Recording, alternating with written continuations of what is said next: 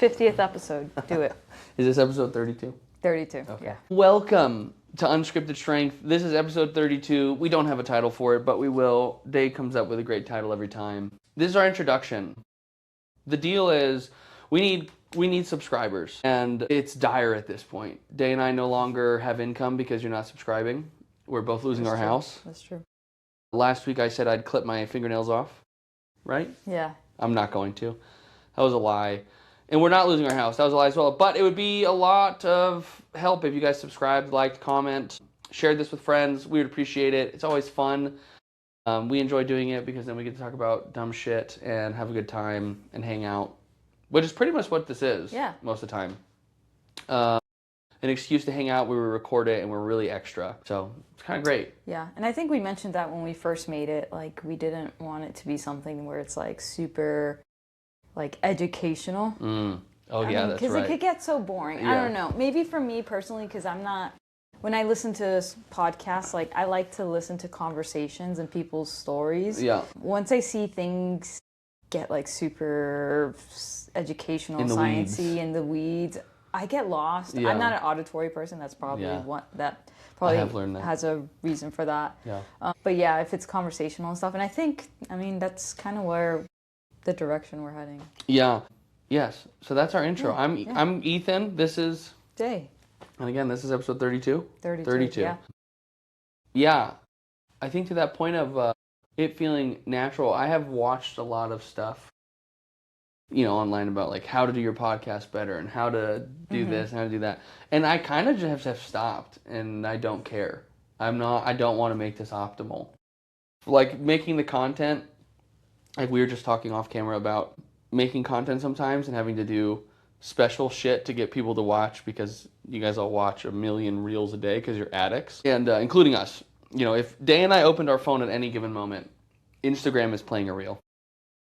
That's the truth. It's a problem.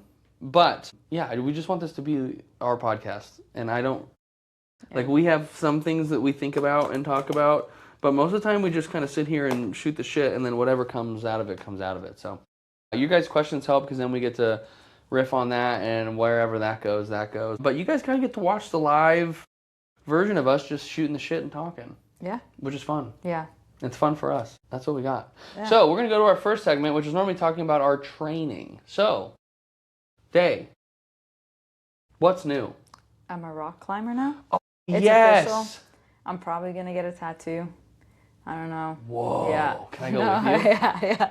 Let's all get a matching tattoo. Well, now I didn't say matching tattoo. I will do it. Fine. Yeah, you were looking at tattoos just recently. Fine, I'll do it. Dude, I'm tatted up. Look at that. That's true. And the one on your arm. When did you get that one? I got this one when I was like 16. We're both 16-year-olds. You got a tattoo at 16? Which is crazy, right? Because, like, again, was that your rebellious streak? No, if my parents, like my dad, I remember I got my nose pierced when I was like 16. Who is she? And I remember my dad was like, "Go for it!" Like yes. What? Like this is so is the you can worst go sit in your room and study. Yeah, this is the worst you're twirl gonna your do. Nose ring. Go for it, have fun. Oh my god! And so they were always. My parents also, if you like ever get to know them, they were never like overbearing parents. They were very like relaxed, laid back. They let us make our own decision. So like. I mean, my dad... Dude, you studied this hard with no parental pressure? Dude, my dad would try to get me to not study. He would be like... I love your dad. I hope your dad sees this. That's the most gangster thing I've ever heard. There's no way he would see that. That kid's like, your dad's like, get the fuck out of the house. When he would Go see do me something. Study, yeah, when he would see me study like at 9 p.m. and all that stuff, he'd be like, what are you doing? Like, they're like, what are you doing? Yeah, and it was just like a... That's sick. I mean, I told you about my dad, right? Yeah. He was, a troublemaker growing up and all that stuff. And people always like ask him like, you had 5, because he has 5 kids. And it's like, they all came out pretty good. Like none of them are troublemakers. Like we all have at least our master's degrees and all that stuff. Jesus. And my dad is like, I don't fucking know what I did. I tried, dude. He's like, I don't know what I did. I tried to get them outside. Yeah. I was like, guys, let's go steal some shit. Like let's go do something fun. If you meet my dad, he is insane. I mean, like, I love that. I remember when I visited recently, I get to Massachusetts, I go home, and like a day or two pass by, and I'm like, where the fuck is my dad? Like, I haven't seen him yet. Usually when I go home, I stay with my sister. And then I go one morning to visit my parents, and he's like sitting there in the kitchen table rolling a joint. And he just looks over, he's like, oh, hey. And he's just like rolling a joint, and I was like, hey, Dad. This is what he does. But he's super, super funny. Like, probably one of the funniest people I've met. Just absolutely insane. Hell yeah. So, yeah. When I got, like, a nose piercing and all this stuff, they were like, go for it. Like, what are you going to do? Did you take the nose? You don't have a nose piercing, I don't, because I went military. Oh, yeah. So I had to take it off. You can't be cool in the military. Exactly. No. They don't allow that. No, they don't want you being cool. Then I got it back when I went reservist. But then taking it on and off every weekend, it started like getting kind of infected. So I was like, you know what? I'm just going to take it off. I had my eyebrow pierced too. What? Yeah. Honestly, I can see that. Yeah. Yeah. I think if you're going to join a rock climbing gym, you have to get your septum pierced. Yeah, septum. It can't be the nose. This is like, that's too suburban housewife of you. You know, if you're joining, it's got to be. It's got to be that. Yeah, bull ring. Yeah. Big old gold bull ring. Marley said she's going to get a little dreadlock. Yeah. I love this, dude. Can you get your ear pierced and do a bull ring with a chain connected to your... that would be sick. Honestly, that would be sick. That would be fucking dope. And a little like... God, what would the tattoo be? It would be like, you know those American traditional, like a little heart that normally says mom? Yeah. It just says rock. Yeah. You know? It's just, or like boulder. Rock. Like right on your forearm. So people know. And by that I mean they'd go, who's rock? You'd be like, I love rock climbing. Yeah. Can't you tell? Exactly. By the piercings? They'll see me and they'll be like, are you a rock climber? Lose your fingers? Yeah. Crazy, dude. That's sick. Yeah. I went once. It's changed my life. Yeah. So far. It's fun. Yeah, rock climbing is a blast. Yeah. Yeah. Whoa. And it's just like, okay, so here's the thing. Like, I like doing like active type of hobbies, right? Like pickleball's fun and all that. And like, I think it's cool because like a lot of my friends also enjoy that stuff, right? Yes. Like, I don't know if you've noticed, but everyone in our friend group is like some type of performance expert, whatever, in their respective field. We have like dietitians, we have physical therapists, we have athletic trainers, we have coaches, like strength coaches.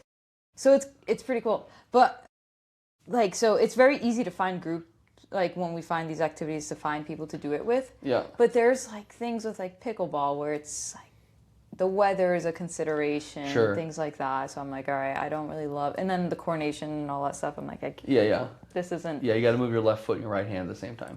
Not happening. Fuck that. Yeah, not happening. I get it. Yeah, I hear you. But rock climbing. Yeah. You just climb. I make it sound like I'm very so primal. good at it. Like, I make it sound like I was so good at it. I was not, but it was really fun. Hell yeah. Yeah. Did you do the boulder or did you do the wall? The wall. Yeah. Dude. I saw the boulder in the corner. That's how you know you're legit. Yeah, that looked cool. Uh-huh. Yeah. Dude, you're almost ready. I know. Maybe... I'm just going to start doing it. You gotta. Yeah. You gotta just do go it. For it. Yeah, buy the dude. Or, no, just do it. I would say just go for it. Okay. And if you liked it that much the first time, there's not that, like, that's what it is. Yeah. You're going to like that every time. And then all you do, you just go to the harder walls. I know. And you just practice them over and over. And I love how simple it is. Like, it doesn't, like, I like repetitive things. Like, you know, I don't like changing routine. Not a lot of things. Yeah. No, you just look at the wall and they're like, this is that route. Do that. You're exactly. like, yeah, okay, perfect. I'll do it 25 times. There's no instructions. Your forearms are going to be huge. Dude, I know. I can't wait. Yeah. Maybe that's a lesson that we need to impart on. This is like the conversation we had about period tracking. Yeah. And that it doesn't come out well for me. So just imagine Day is saying, I think, I'm going to put this in Day's mouth, we should encourage women to have stronger forearms and wrists and hands. I mean, but it's true. Yes, but it doesn't sound great. Sounds a bit weird. Coming from a straight white guy being like, I think women should do, and then anything after that is just fucking not good. It's just like, it could be totally right and positive, and people will be like, the fuck you say? I'm like, hear me out, people. I'm encouraging women to go against the norms of society and have stronger hands and wrists and forearms. Yeah. That's what I'm doing. I support that. Thank you. So you have a woman supports me, so pretty much I'm perfect. So, but I do, this is a total tangent, but I do think that is a true statement. That women should have stronger form. Yes. I do think that just from, working with the older population and all that, like a lot of women are fragile. Yes. Like they have very poor grip. Yes. Which, I don't know, man. If you have poor like grip and all that, just like as you get older, I can't imagine you're going to have a very high quality of life. No, I agree with you. And, now, there's some to this that's just overuse, but I think that people's hands are so weak that if you're getting overuse injuries from using a mouse, there's a problem. Yeah, like, right, because I remember that being like a very big topic of conversation maybe like 10 years ago when like, there was like the boom of technology and it's been around for a bit about like carpal tunnel and all that. Yeah. Little baby hands. Yeah. And I will say, I have quite a bit of experience working with people who have like mouse related injuries. And if you look at the size of their wrists and hands, I'm like, yeah, but the mouse is like 80% of the load you can handle, dude. Like, your arms are the size of toothpicks. Yeah. And then, I swear, I have given people, and some of them have taken this and run with it and feel much better. I'll have them do like the most 90s gym bro, like forearm flexion curls and extension curls and then deviation curls. And they're like, it's like better. I'm like, yeah, you've got little chicken wings. Yeah. For arms. What are they going to do? They can't do anything. Yeah. But then sometimes I'm like, all right, we're going to put some like forearm work. And they're like, absolutely not. You want me to look like Popeye? And I do want to be like, first of all, you're not going to. Yeah. I hate to break it to you. It's not going to happen. But yeah, maybe that's my platform for president or mayor. Yeah. Is women having bigger forearms. Yeah, dude. You're gonna have like all the farmer women like supporting you. Farmer women and lesbians. God damn it. Honestly, I'll take that cover, dude. That's great. I'll bring the people together. That's my platform. Big forearms, and the people who support me are farming women and lesbians. Yes. And I'm here for it. Yeah. And maybe we can percolate this idea into the general population that you need strong hands and forearms. Yeah. You really do, though. Anyway, moving past my platform for 2028. Training's going good. How did we get to your tattoo and your nose piercing? Rock climbing. Rock climbing, and I said I was going to get a tattoo. Oh, yes. To make it official. Okay, we're back. Yeah. Day's rock climbing. Day, how's rock climbing going? It's great? Yeah, it was good. Okay. I don't know how we've deviated so far. Normal. Yeah, running a lot. Yeah. Doing your Swedish 4x4, Norwegian 4x4? Mm-hmm. Norwegian 4x4? Yeah. How does it feel dying all the time doing that? It feels fine. I feel like I'm getting, like, it's like that exposure to it. It's kind of like, okay, doing it again and again and again. And then, like, trying to get a little faster each time or trying to see, if the pace is, like, if my RP is lower at that pace. Yeah. I don't think I've done it. I mean, it's week 4 of doing it. I just feel like, all right, I still have more time. Sure. I need more time to see, like, how it's going. But I go on vacation next week. I'm going East Coast. So the plan is to still do it while I'm there, but then when I get back and kind of settled back in, then increase it to 2 times a week. Like doing a different type of tempo style work. Not like a full dog. Yeah. It's crazy. Yeah. But yeah. That's wild. But like the sessions are so short. It's like 20 minutes. Yeah, what's your it's warm-up? like 30. It's probably closer to 35 to 40 minutes total. And my warm-up's just like 10 minutes of like easy jog or spin with like some type of strides in there. Mm-hmm. But that's really it. No like elaborate foam rolling and Theragun and stretching and mobilizing and static stretching and dynamic stretching. I touch my toes stretching. Maybe once. I'll like... You're like this, you're like... yeah. Warmed up. We're ready to go. Warmed up, yeah. Yeah, I do that kind of warm up more than I don't, I think. What, the toe touch? Yeah. Yeah. That, if I'm just like, I'm going to just start working out now. Yeah. I will say, I'm doing Katie and Dr. Q's program. Mm-hmm. And their warm-ups are very quick and aggressive. And they're kind of fun. Yeah. This is the first warm-up I've done in someone's program where I don't skip it after the first week. Yeah. Because I'm going to ask how they do their warm-up. Because the warm-ups that I used to do that I found most effective and I really like, but now I just don't do it just because I don't want to spend more time doing something else. So it's like the first thing that gets cut out because I just don't find it as effective for me. I usually feel pretty good going into training. But I used to do like an EMOM of like anywhere from 6 to 10 minutes. And it's like an alternating EMOM of like, you know, if I'm benching, maybe like banded face pulls and push-ups. Or if I'm squatting, maybe some like hip cars, bike, and then like, I don't know, whatever, some type of hip thing. Or some type of hamstring thing. So those, I used to really like those because it was timed, it was efficient. I maybe added some plyos in there just to get that in. But other than that, it was quick pretty and straightforward. Yeah.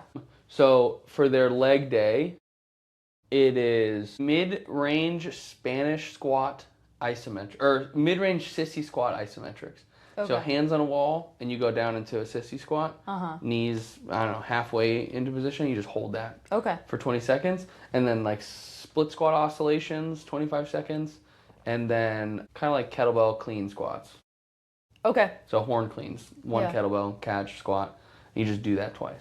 Oh, sweet. The leg pump is crazy. Yeah. Because it's like an isometric, a pseudo-isometric, and a normal exercise. Yeah.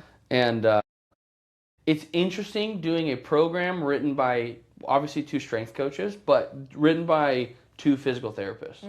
Because I'm not a physical therapist, and I'm dumb. However, I do understand where the PTs are coming from in terms of their warm-ups, and having 2 strength coaches do it. You know, a lot of PTs, when we talk to them about like how do we more effectively, and you know, I think effectively is fine, more effectively train our clients who are going through some discomfort, it's essentially like pump the muscle full of blood.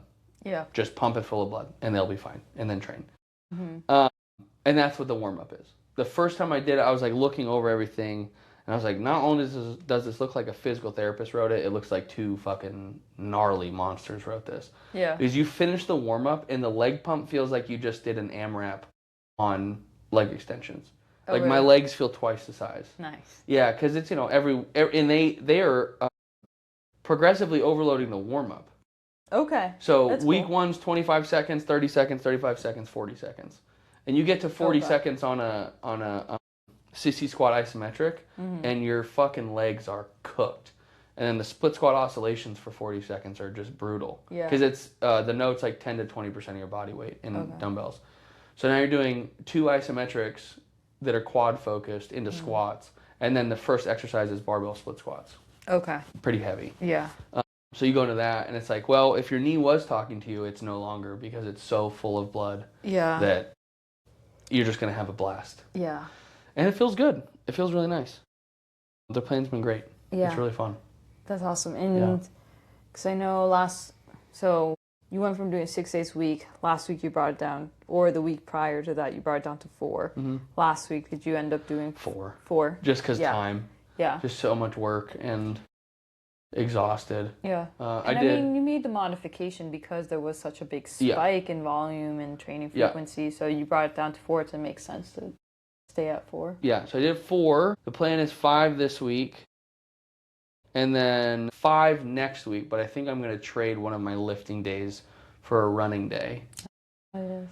So... You mean you're just not going to just add it on top? No. Good. No, I'm not. Yeah. I'm not going to do that. Or maybe I will. I just jam it and do it another day. I'm like, I pull... That's a U right there. That is a me. I'm going to take one of my lifting days away. I'm going to take it. I'm going to cut it up, and I'm going to put it in the other days, and then add a run. So in reality, I'm increasing my volume by a lot. You're actually bringing it up. Yeah. No, I have, you know, we've got, 4 months until the race? Yes. So I'm going to be a cardio queen for 4 months. Okay. And that's going to be really cool. So I'm going to get a gym membership. There's a gym 2 seconds from my house that has, like, treadmills and stuff. Which gym is it? It's like that new 247 Fitness. Oh, okay. It's on Thornydale. And I know. So I'm going to get a membership there so I can go run there. Okay. In the middle of the day. Yeah. When I'm off of work. And do whatever else. I just need a gym that's by my house. Yeah. And sometimes it has machines, dude. Yeah. Oh, it's going to be so sick. The way... Joseph a long time... God damn it, I said his name. Just kidding. He asked me a long time ago if there was any thoughts I had or any ideas about fitness I had that I don't believe anymore. I do think one of them is not using machines, or using machines less. I think I'm incredibly pro machine now. You used to, all right, so you used to think people should not prioritize machines. Yeah. And now you think they should. Yeah, I don't think they should prioritize anything. Yeah. You know, I think any exercise is good, and it depends on what your training goal is, which is the annoying answer to most questions of like, when someone's like, what should I do for fitness? It's like, my lame fucking answer is like, whatever your goals are, whatever gets you to there the cleanest way. Yeah. That's what you should be doing. And for me, and I think maybe this is a good conversation for anybody who's training a bunch or works a shit ton.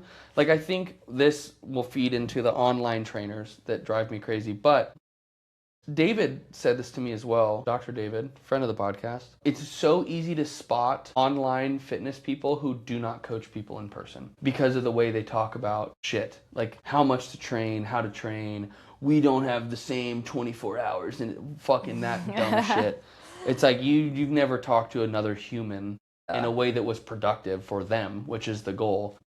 Because like the reason I want to train with machines so badly is because I'm tired all the time. And the literal thought of managing the bar on my back sometimes is exhausting. And is like I don't want to fucking do this right now. I'm so tired. I want to lay in a hack squat machine and just squat and be done with it. I want to get into a leg extension machine and do the thing and be done with it. And I think there's something to be said for the ease of use of machines. Yeah, you know, they're so simple. Yeah. You don't have to think about anything. I love machines. And that was always like a hill I would die on, is like machines.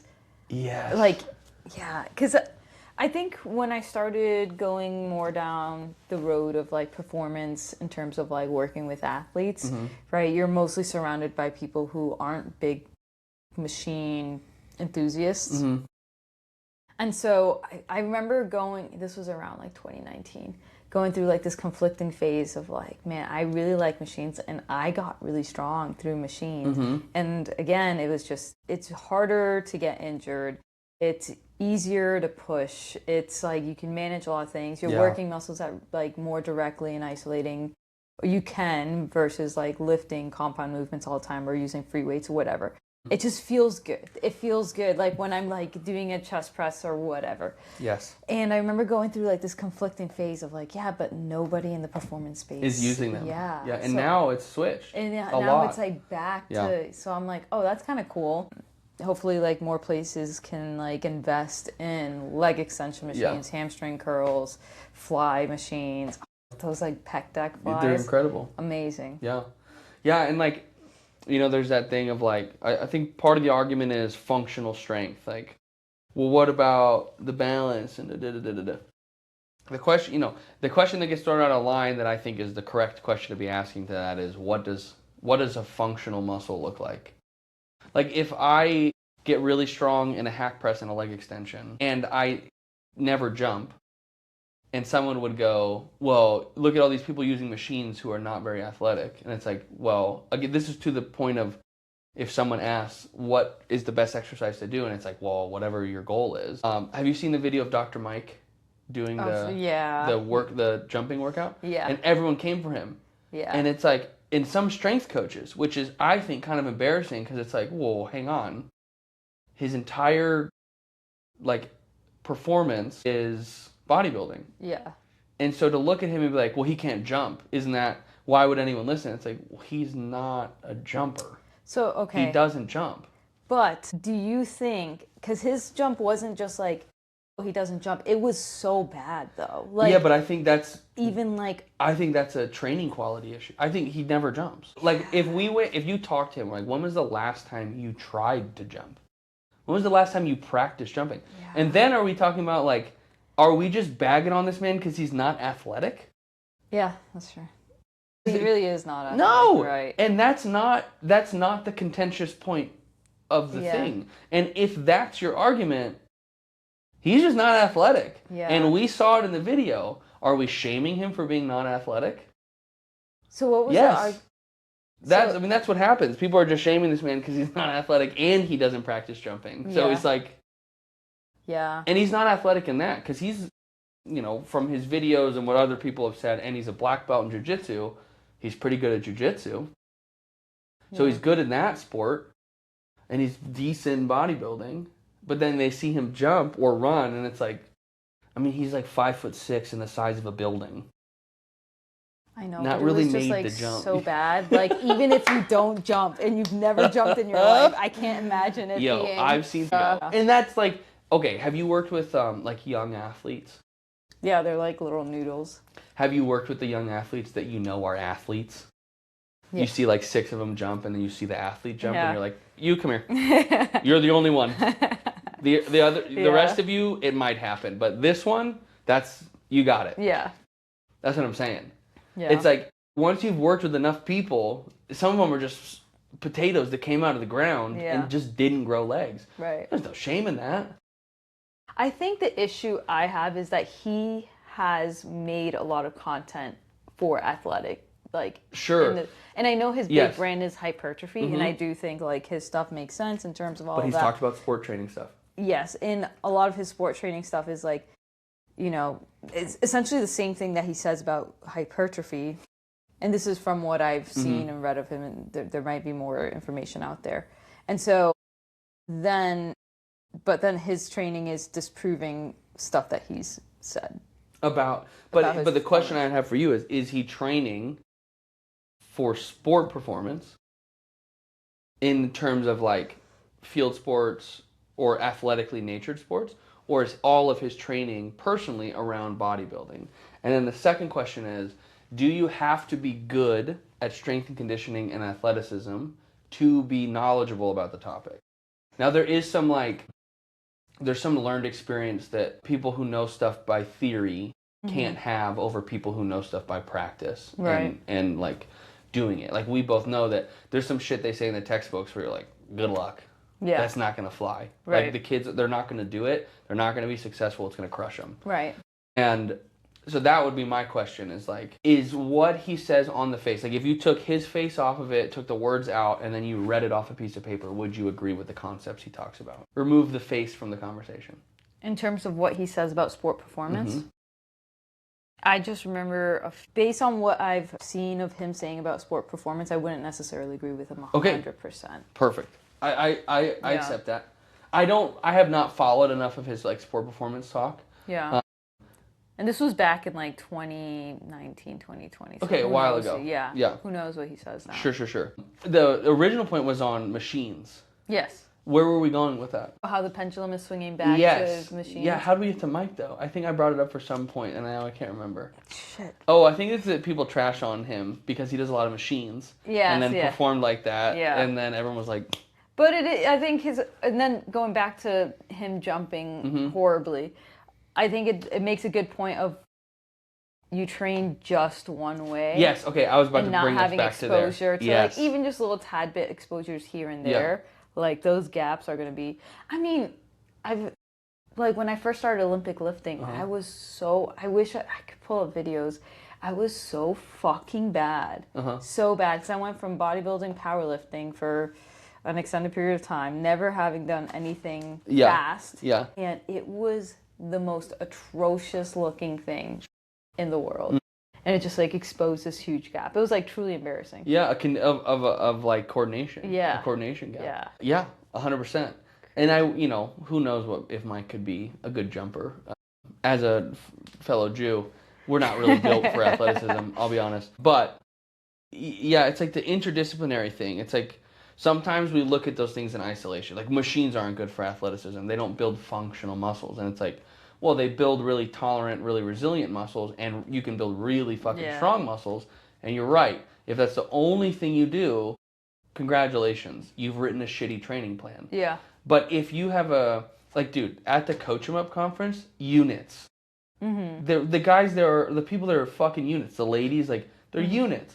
They're strong as fuck. They're covered in muscle. And then you watch them sprint and jump, and you're like, Jesus Christ. Yeah. It's because they're not training one thing in isolation. Right. Maybe they're doing phasic training of like strength blocks, whatever.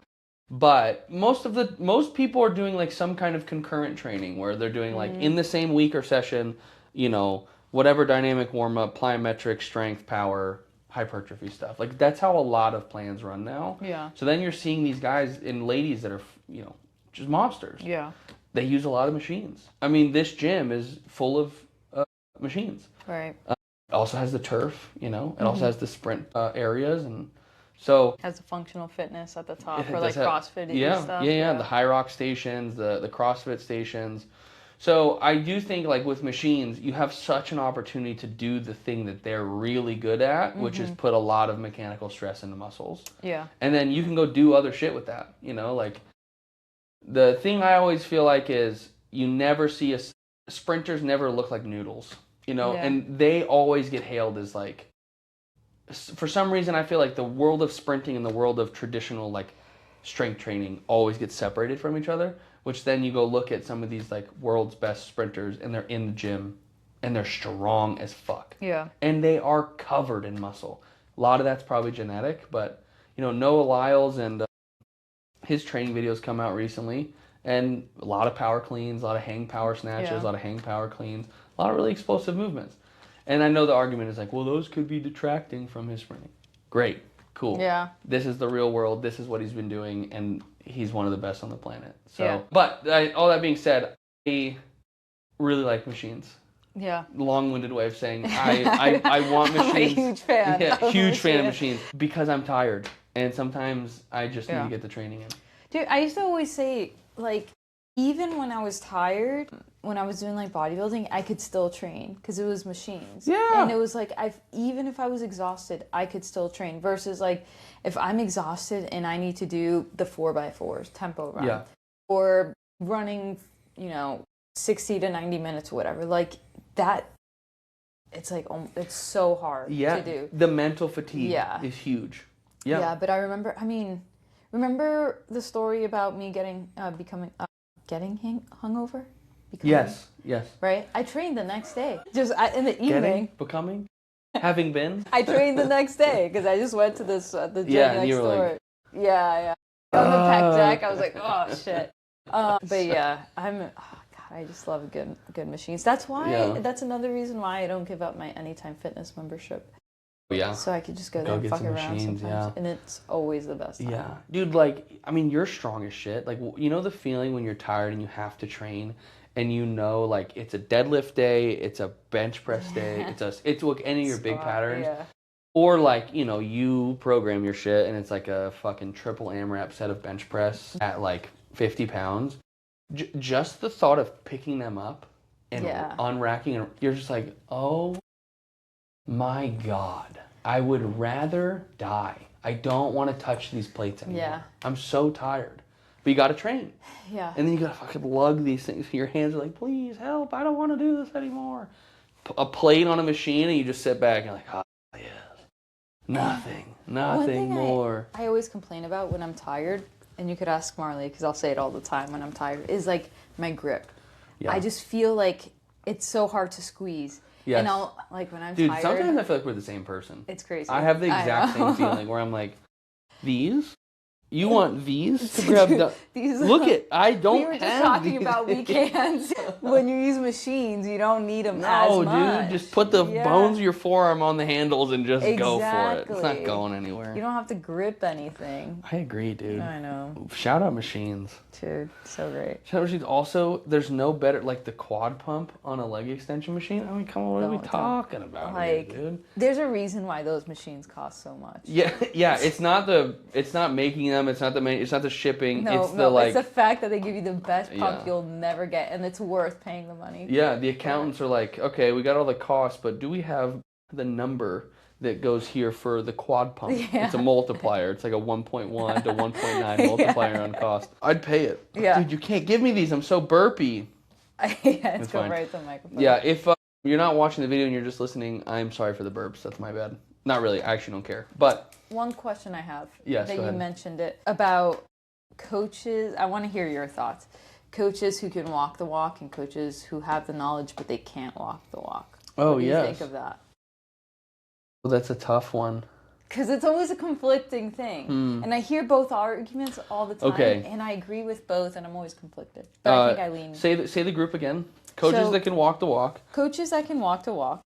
And do they know shit? That's true. I didn't specify that. Let's say they know shit, but, you know, it's not to the extent. Okay, so they know some stuff. Yeah. Okay. A lot of direct experience, though. Yeah. Okay. And then there's the coaches who Theoretical coaches. do fucking Theory geniuses people. in this stuff. But okay, no. I actually have a pretty solid opinion on this in general. First of all, if the theoretical coaches, the people who know a bunch of shit, are also decent people, like can personality-wise? Fine. Fine. I think they will lack some lived experience that will pay to connecting with people. But my full fleshed out theory is, if you are an employee of any kind, or a person who provides a service or whatever, and you know everything, you're a genius, and your personality sucks, you're useless to me. You're useless to me. I don't need you around. I especially don't need you in a profession that you have to be with people. Yeah. If you can walk the walk and know some stuff, and you're good with people, you're probably better than the person that knows everything. Because, like, there's no perfect workout. And the person who walks the walk and knows some stuff might write kind of shitty workouts. But if they're getting people the results, which, you know, if you're listening to this thinking, like, well, how does he get the results if he doesn't know everything? It's like, you don't need to. Like, it's a pretty big, for general population. Athletes probably a little bit different. But even with... Have them do whatever. They can do fucking juggle and do some circus acts, and they're still gonna fucking be the way they are. You heard it here, folks. Yeah, I've actually talked with quite a few people about this. When I worked in restaurants for a long time, I had this realization with employees that were really good at the job but sucked with customers. I had fired a few and were like, you can't do this. Like, you can't be bad with the one thing that you can't be bad at, which is interfacing with another person. And if that's part of your job, you have to have that piece. So the theory person, I think, sometimes will miss out on the interpersonal skills if they have it. But if they're good with people, I'd probably take that person. You said which person? The person who knows a lot, as long as they're good with people. Yeah. Because you can, you know, it's like there's football coaches out there who didn't play football, who know a lot, like, know the sport. Yeah. There's a reason they're like the head coaches. And there's some that are like played the sport. So, and I think that's the difference. You know, some people walk the walk and know some, but they know how to get the answers. They know how to hire people to get the answers. And then there's some people that know everything, but they suck with people. Yeah. And it's like, God, get away from me. Right. And I could be wrong about that. It could be like, in the grand scheme, better to have the theory person, but I can't deal with I'm not going to put up with the lack of people skills. It drives me crazy. Yeah. Like, I just can't do it. It drives me absolutely nuts. I don't care how much you know. There was this video, speaking of like people skills, there was this video I saw yesterday on Instagram, because I live there. Yeah. And it was like this older woman who has like she sells coffee out of like a 7-Eleven. Love it. In New Jersey or something like that. And it's one of like the top selling coffee spots. Yeah. Because like everyone loves her. Yes. She's a sweet older woman, and she's like, she takes so much pride in the coffee. Yeah. And like, you don't care what the coffee tastes like. Dude, it's just fucking regular whatever. Like, dude, it could be Folgers cream and sugar, and I'd be like, I'm going a single day. That is what it looks like. But yeah, like I think for me, it always comes down to like passion. Like, I like to, let's say I was an athlete, or I'm working with someone who's going to be my mentor, I want them to be like kind of obsessed with what they're doing. Yeah. Whether they're like obsessed with reading about it in the theoretical sense, or obsessed with doing it. But you need to be some level of like that for me to want to care or to be invested. Yeah. I agree. Exactly. I fully agree. So I think you could take either one. I think I agree with you. And I think that's what it is like, I'm more invested in the person behind this. Because either of these could be good options. Right. But if the person is good, and like maybe the question is, how do you define, like, what are you actually looking for? Yeah. You know, and I think that woman's a great example. Like, I'm looking for that person in the field that I need. I'm looking for the person who shows up every day and really gives a shit and tries really hard. And like, I always think, like, I don't want to have to ask you to go do research. Right. Like, why am I asking you? Like, we're in this field. Why am I trying to get you to learn more? Right. Like, what are we doing? Right. Like, why are you not? And if this is just a job, that's fine. Cool. But like, both of us, like, I'm just like, I don't do a lot of reading of that stuff right now, but I always have a video on. I'm always listening to something or talking to someone about something, or like finding a fucking obscure video and sending it to you or Joseph or whoever and being like, what the fuck do you think about this? Yeah. And getting like a 17-page response and being like, okay, I was completely wrong about everything I was thinking. God, fucking damn it.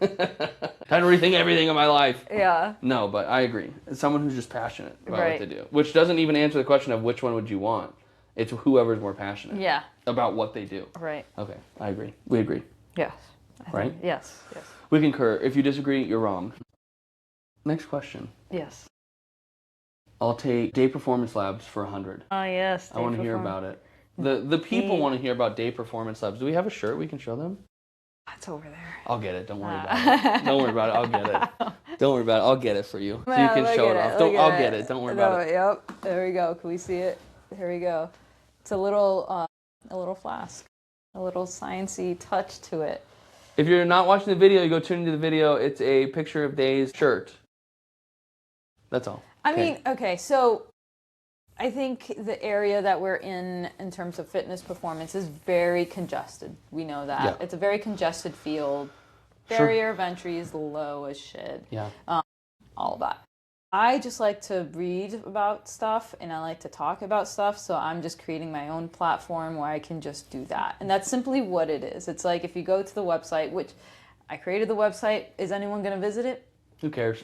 Who cares? Not the point. It's kind of like a scrapbook at this point, right? So I just go there and I have I'm writing blogs. I get to just sit down and write that stuff because it's stuff that I'm thinking. Flex your creativity. Yeah, yeah. It's like an art project. Yes. Yeah.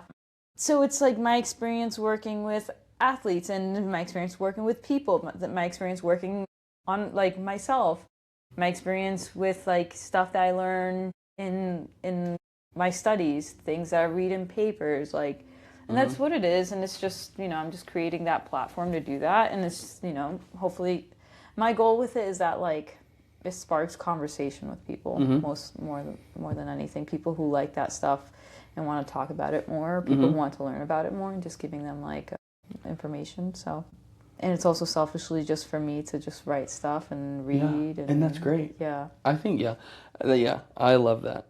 I love that. And it inspired me to do a similar thing, with the podcast at least. Yeah. Like the blog we're doing. Writing the one I wrote was really fun, even though I got it to you. Like I said I would. I will say I'm consistent. Told you I was going to do it, which I knew I wasn't going to do on accident. And then I did it in the last 20 minutes. Yeah. So I was consistent with warning you that's how that was going to work. But that's great. Are you doing coaching through it? Yes. So I still have online clients and all that stuff. So I'm just going to continue building on that through this platform. So coaching, in person, online, and then also any type of performance training stuff. So yeah. Mentoring? And mentoring, yeah. So again, it's just a platform where I just kind of want to learn from others and have conversations and stuff. So yeah. That would be cool to get in. What's your undergrad? Chemical engineering. What's your master's? I have one in chemical engineering and one in data. Data. Yeah, Don't say anything else. Just data. That's what I want your master's degree. Yeah. Where's it from? Columbia. I wanted to say Columbia University master's degree data. Yeah. So I have. When anyone asks, you just go, it's numbers, dog. Dude, it's right up there. It doesn't say data. It just says master's of Oh, science. come on, Columbia University. Yeah, I know. Fucking weak shit. Come on, you should say data. I know. That'd be sick. I know, that would be sick. Yeah. So it's kind of data analysis and data analytics or whatever. So that, and then What was the first one? Chemical engineering. Chemical engineering. Yeah. With a focus in biochemistry. Chemical engineering, data, and your PhD is in exercise physiology? Immunology. Physiology with a focus in exercise immunology. Gotcha. Okay. Yeah. I mean, what I was going to say was it would be cool to get connected with the other people in the U of A who are studying and stuff like that and mentoring, being hey, this is how I do this. Like undergrad students? Yeah. I mean, the thing with exercise immunology specifically, it's such a small, not many people know about it. 6 people. Like, it is so, We gotta and make you the there's no champion, dude. major, there's no major for undergrad on that. Yeah, so it's kind of like people I stumbled upon it, right? Oh, interesting. When like it was like when I was working with athletes. One thing I noticed, like with this, for example, this, and I talked about this in my presentation last week, but there were pockets of time throughout the year where a big chunk of athletes for a specific sport would get sick at the same time. Ooh. So like for the swim team, it was October. So we used to call it Rocktober because they would all get rocked. And whoa. I mean, there could be multiple reasons to it, but stress during that time for them is very high. They're training a fuck ton. That's also time for like midterms and all that in the middle of semester. Accumulated fatigue from all the practices. They have 3 to 4 days of strength training on top of their practices, on top of their dry land. So these, and then, you know, they're college kids. They're going out partying, and, you know, it's later, and they probably have friends, so they're going out more. All of that, right? So during the month of October, the amount and rate of increase in like sickness and illness like would shoot up every time. And so I started like, why is that? Like, is this a thing? So I started kind of like looking into it and reading about it. Because I was curious, like, it can't just be exclusive to the U of A swim team. Like, this has to be a thing.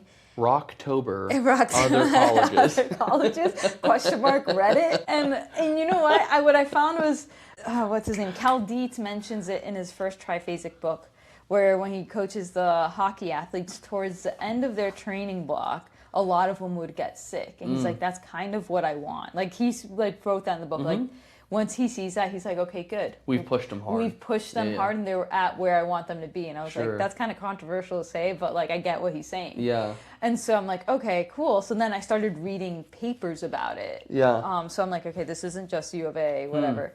And so I came across different topics in exercise immunology, and came across Ricky, who was my PI, like his papers, because he has a big name in the field. And I was like, you know what? I'm just going to apply for my PhD. Once I started reading his papers, and I was like, I'm going to apply for the PhD, see if I get in, and see if I could work in his lab.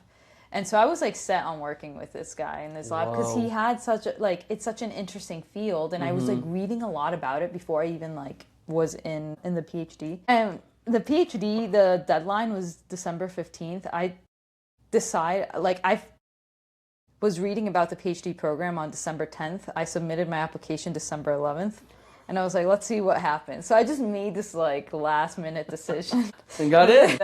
Yeah. Whoa. But, and then once that happened, like you go through a process of like you select the PIs, professors that like you want to work with and all that stuff, and you like kind of rank them and do rotations and all that. And I talked to him beforehand, and I was like, listen, I want to work in your lab. Like, I'm kind of set on it. And me and him have so many things in common of our interests that like it lined up pretty well.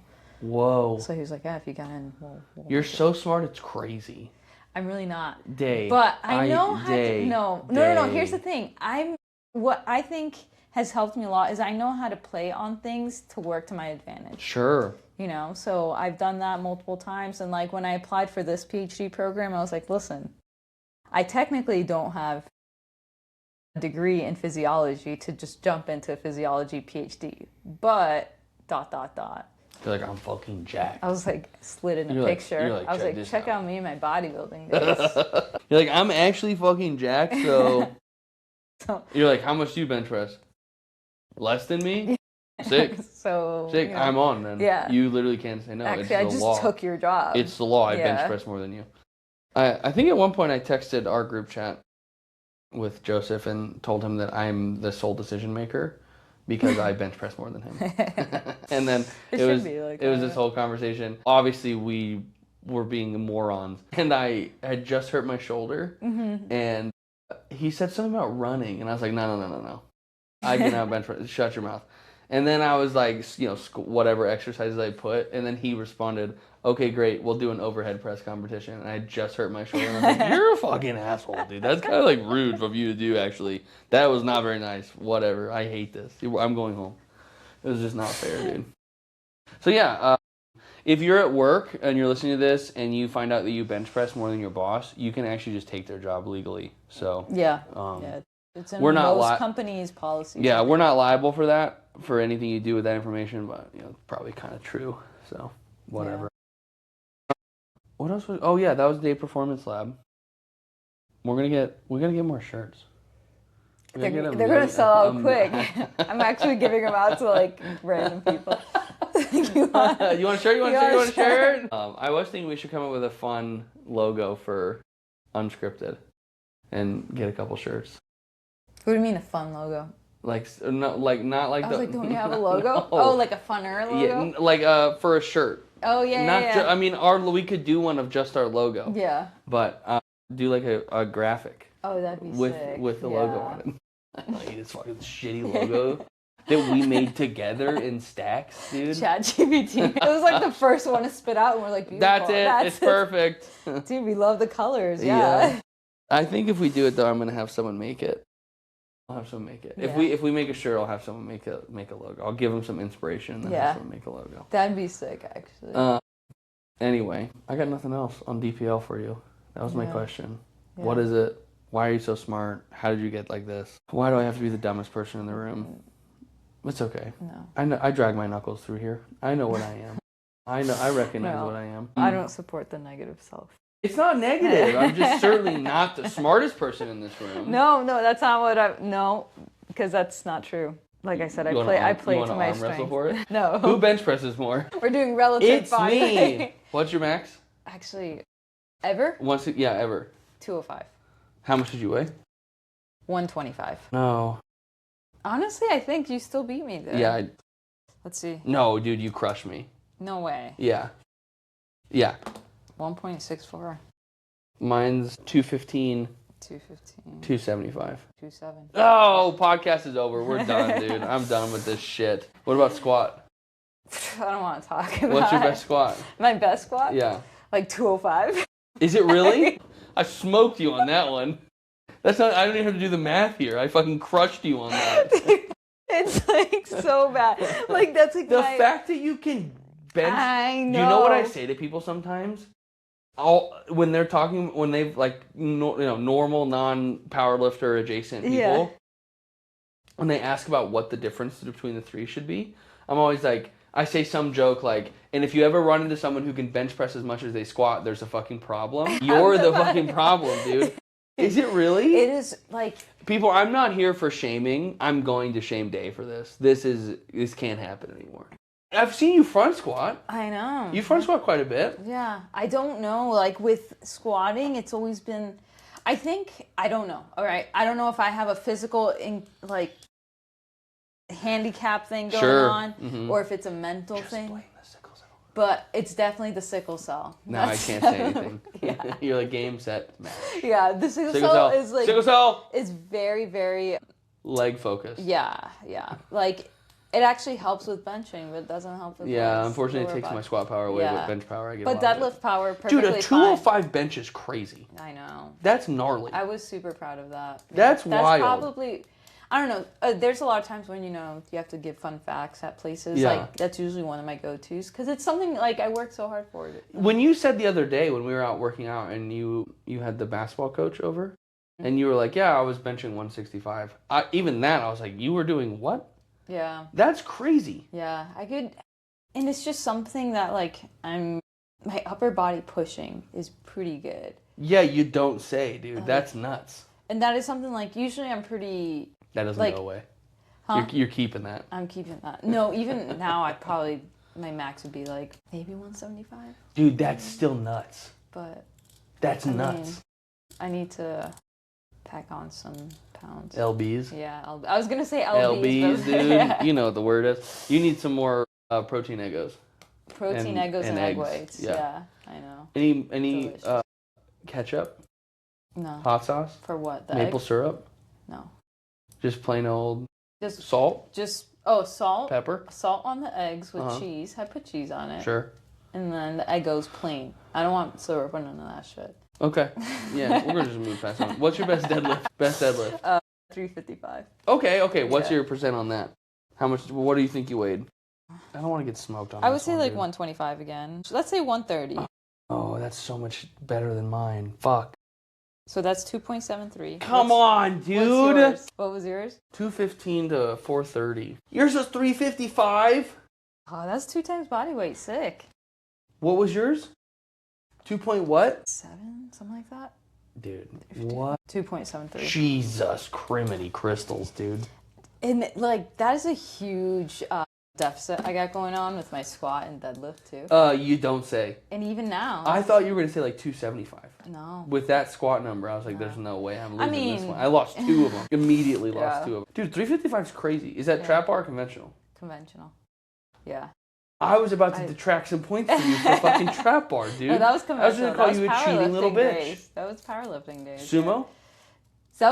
That was sumo. Yep. So there you go. You could detract some points for that. That was sumo. If you know, you fucking know, dude. I'm all, what's your conventional number, you little bitch, huh? You're like 350. Okay, you're here to hear, folks. Squat, bench, and deadlift. Comparative strength, I've lost both deadlift and bench press. So they're smarter than me and stronger than me. Not true. By numbers and percentages. By total number, by dude, that deadlift is crazy. I've done 430, you've done 355. I was pretty good at deadlift. I'm 5'11", 220. You're the size of my leg. But my range of motion. Oh, the shrimp motion. Yeah, shrimp, sumo. Yeah. I was going like that much off the ground. Fuck, dude, that's still crazy. Yeah. That's gnarly. Yeah. You're gnarly. Good times. The 205 bench is nuts. That's crazy. That, I'm telling you, I was proud of I wonder that what one. the state record is. I don't know, but I remember when I got it at the time, because I did it on like a training day, just on my own. Just fucking around. It was like, week Whoa. whatever of my block. And I remember I looked it up, and I think I would have gotten like a state record, overall state record too, like not just like category wise. Yeah. So that was pretty cool. It's probably, I'm assuming the record's probably higher now, just because like people are just becoming absolutely psychos. Dude, the Arizona bench press for your weight class for 60 kilo, which is 132, is 198. Deadlift 374. You're close. Which is one. Hey, day. Let's relax, dude. We're not. You got the deadlift in the bench press. Yeah. You got that in the bag. You could get there. We just won't. We won't, dude. We won't talk There's about it. no point that it's 315. It's fine. It's 315. Absolutely no. Dude, I have my friend, the softball one I told you about, that like ran 8 miles with me out of nowhere. You tried to kill. Yeah, her. She could squat like a motherfucker. Yeah. Yeah. God, what was it? She sent me. Let me look it up if I find her Instagram. Not find her Instagram. Yeah, so Dave's squat, bench, deadlift numbers. Let's say bench and deadlift numbers are fucking insane. I think you could have gotten better at squat, dude. You're crazy. 205? No. What was your best squat? Oh, 205 was your best back squat.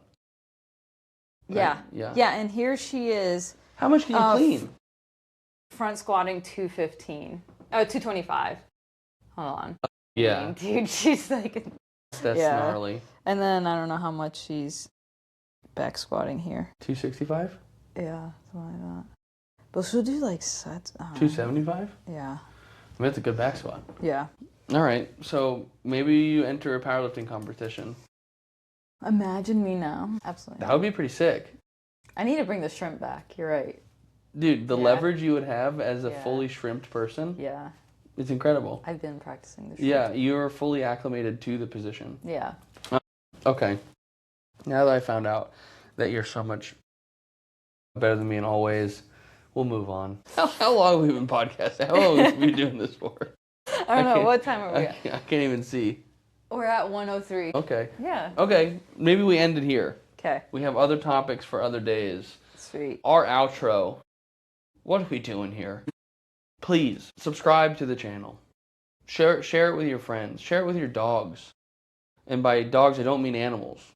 The boys and the girls, the homies. If you know someone who likes to lift, just send them an episode. Send them a reel.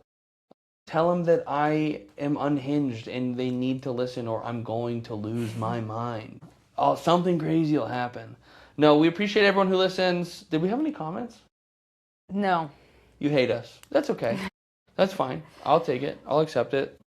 Thank you for listening. That's episode 32. Day, any parting notes? Nope. Absolutely not. And that's how we like it here at Unscripted. Have a good one. Goodbye. Sweet. See you later. Hasta next week or week after. Marley mentioned that Coke Zero doesn't taste as good as Diet Coke. It's a controversial opinion. I know. And so, for me, I can't taste the difference. You voted Diet Coke over Coke Zero on my Instagram story. Yeah, just because I drink Diet Coke, so I'm like, well, I'm going to go with the OG. No, you go with the one you like better. Oh, I'm going with the OG, but to me, they taste the same. Really? But that's what I thought. Whoa. But just now, as we were talking and sipping, this tastes so much different. Yes. Yeah. Yeah, it's crazy. Yeah. Crazy. Crazy.